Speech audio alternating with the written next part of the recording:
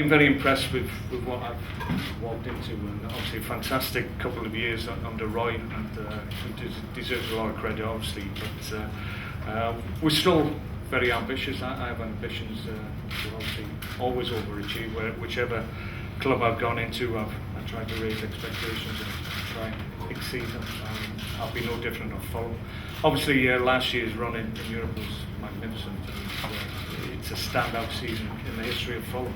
Obviously it'll be difficult to replicate that in terms of domestic competition, but that's something that we'll aim to do. Obviously I think last year, given the focus on Europe, obviously the Premier League form wasn't as good as it could be, and that's understandable. So without the distraction of Europe, albeit it was a very nice distraction last year, we can concentrate fully on the Premier League and make sure that we're higher than 12th this year. I have ambitions obviously to be the best manager that I can be. I have no embarrassment whatsoever in terms of the job that I did at Man City.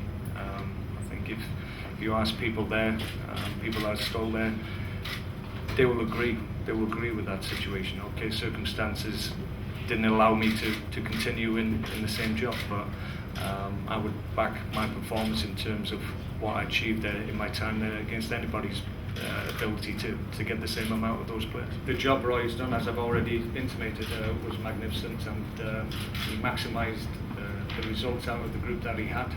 That's what I've always tried to do.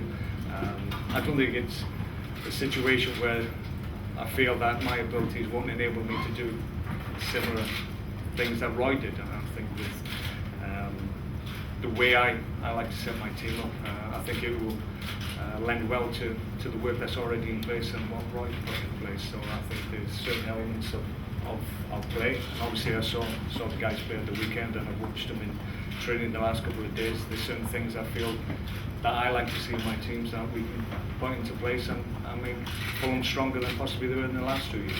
I think everybody recognised that Roy did a great job here, and no less than myself who will acknowledge that, but not about my abilities to get the best out of any group that I work with, and I'm that confidence that I have in my ability, and the team that I bring with me gives me that. We want to obviously drive the club forward. We want to make sure that Fulham is a top 10 club on a regular basis, which hasn't been the case in recent times.